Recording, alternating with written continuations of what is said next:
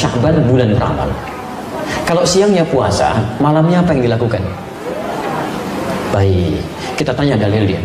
Maka para ulama-ulama salaf dulu, bahkan sejak zaman Nabi SAW, bahkan Nabi melakukannya, sahabat mengerjakannya, tabi'in menunaikannya, ulama menggarisbawahinya. Apa yang dilakukan? Mereka menghidupkan malam-malam Sya'ban dengan ibadah. Malam-malam Sya'ban, apalagi kalau sudah masuk ke pertengahannya sampai akhirnya, karena mereka merasa waktunya sudah mau berakhir, mereka hidupkan terus pertengahannya, akhirnya dan seterusnya. Tapi apa amalannya? Setidaknya ada 3 amalan untuk di malam-malam Sya'ban. Boleh dimulai dari malam ini, silahkan ya. Kita saling mengingatkan ya, boleh silahkan ya, untuk kabari yang lain ya. 1, sholat, memperbanyak sholat. 2, berinteraksi dengan Al-Quran, tilawah Al-Quran, mau baca, mau pahami kan, mau menghafal, merajaah, mengulang, silahkan. 3, memperbanyak doa dan istighfar, memperbanyak doa dan istighfar. 1, salat. 2, memperbanyak interaksi dengan Al-Quran.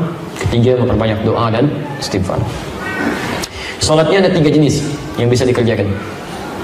1, qiyamul lail, qiyam al-lail, qiyamul lail. 2, tahajud. 3, witir.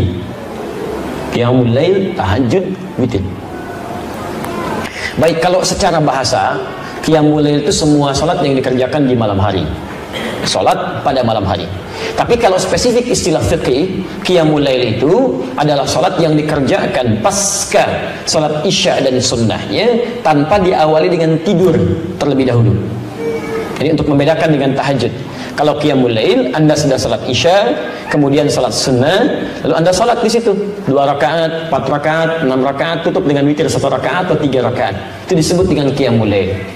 Di luar bulan Sya'ban, umumnya salat ini dikerjakan bagi orang yang belum tentu bangun di malam hari, karena terlampau lelah misalnya, diduga tidak bisa bangun malam, maka dia salat terlebih dahulu sebelum tidur, tutup dengan witir sebelum tidur. Jelas ya?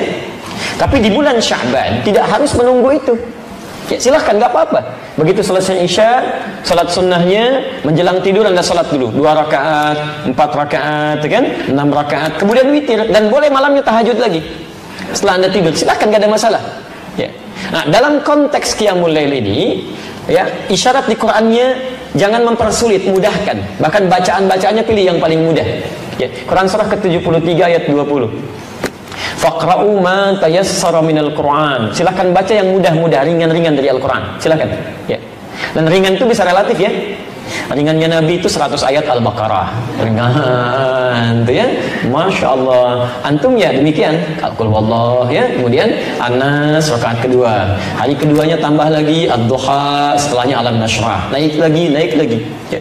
Jadi kalau bisa begini, saran saya, hidupkan di keluarga dengan anak-anak, boleh kok jamaah, boleh untuk memberikan bimbingan, boleh ya, tahajud atau qiyamul lail berjamaah untuk memberikan bimbingan itu sah. Seperti Nabi pernah menjadi imam bagi Abdullah bin Abbas radhiyallahu taala anhuma salat malam. Ada di Abu Dawud nomor hadis 1365, ketika di rumah Sayyidah Maimunah, Ibnu Abbas salat di belakang ya, kemudian setelah itu ditarik oleh Nabi sampai sejajar begini. Itu salatnya sedang tahajud, awas hati-hati. Saya suka agak bingung ini ya, agak sulit memahami, gagal dalam paham. Bagi orang-orang mengatakan dilarang, bid'ah tahajud berjamaah itu. Tapi Anda menjadikan hadis ini untuk membenarkan imam dengan makmum dalam posisi sejajar. Jadi kalau ada satu imam, dan pasti imamnya satu ya, kemudian ada makmum 1 orang, makmum berdiri di sini, Anda katakan posisi imam dengan makmum itu sejajar begini. Pernah dengar ini? Sah, boleh. Apa hadis, siapa dalilnya? Karena Ibnu Abbas pernah sholat bersama Rasulullah, kemudian ditarik oleh Nabi supaya sejajar begini. Anda menjadikan hadis itu untuk dalil sejajar dalam shaf. Tapi kenapa Anda kemudian lupakan kalau sholat itu sedang sholat bersama qiyamul lail, tahajud? Jadi ini menunjukkan kebolehan tahajud berjamaah. Apa tujuannya? Barangkali 1, untuk membimbing, mengajarkan.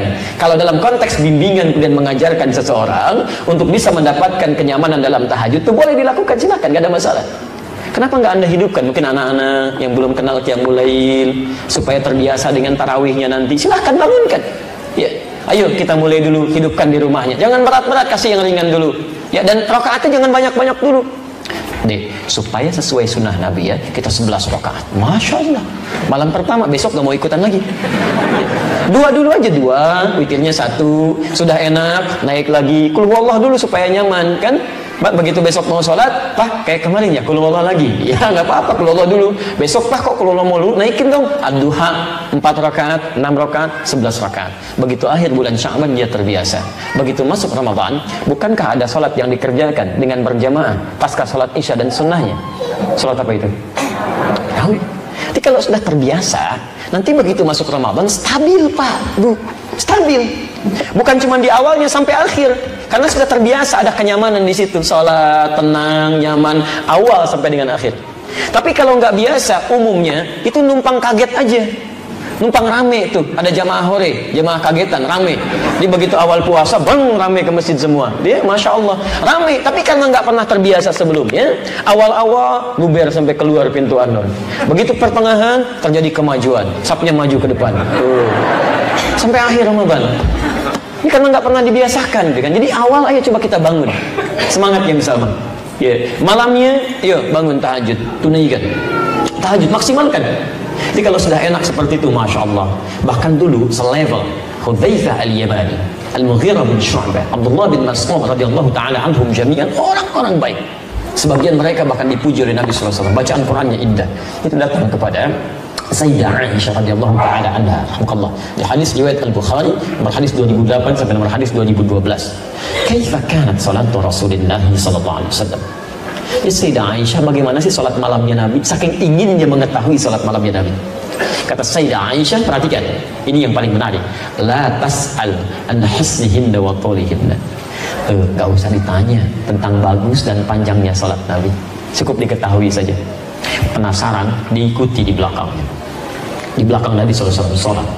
Masya Allah, sholatnya tuh kata Hudzaifah al-Yamani, indah, gitu, tenang sholatnya.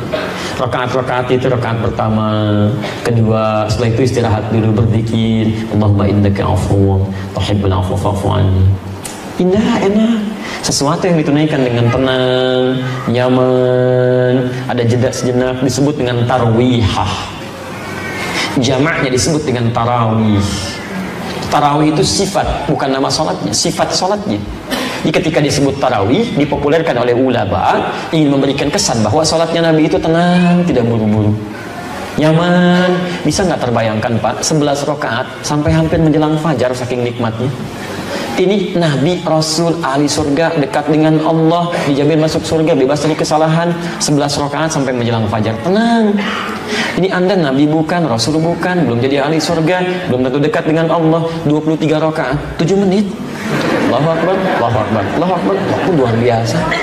Itu Masya Allah, ulama-ulama salaf dari zaman sahabat, tabi'in dan setelahnya, itu selalu menghidupkan malam Sya'ban, pertengahannya apalagi, sampai ke akhirnya. Karena merasa bahwa ini akan berakhir nih, jarang-jarang bisa dihidupkan. Ada yang salat, tahajud, qiyamul lail, baca Quran, Masya Allah, dihidupkan oleh mereka. Ya, dihidupkan. Dan ada yang memanggil ayo orang lain untuk ikut sama-sama, hidupkan malamnya. Ya, bukan dalam konteks ikut mengadakan ini itu, bukan. Ya, tapi dalam konteks menghidupkan malamnya, diajak orang lain, ayo coba hidupkan, hidupkan. Ada yang ke masjid, ada yang di rumah, ya, baca Quran macam-macam, ada yang Yasinan, ada yang Baqarahan, Ali Imranan, An-Nisaan, ya, Al-An'aman, Al-Arafan. Ya, ini tidak harus Anda batasi. Malam nisfu Sya'ban, pertengahan Sya'ban, ini sunnahnya cuma Yasin aja ya, sekian kali, yang lain tidak. Itu tidak tepat. Silakan yang mau baca ayat apa saja silakan. Gak ada masalah di sini. Anda baca Yasin, silakan. Al-Baqarah, silakan. Ali Imran, silakan. Silakan populerkan. Nanti antum mau baca apa? Saya Baqarahan, Masya Allah. Antum Ali Imranan, Masya Allah. Antum Al-An'aman, Masya Allah. Yang sana apa? Yasinan. Sudah selesai. Baca, pahami isinya, amalkan isinya. Itu poinnya. Jangan dibaca sekian kali, tapi nggak paham artinya. Ya, itu walaupun ada pahalanya, tapi maknanya nggak kita dapatkan dalam kehidupan.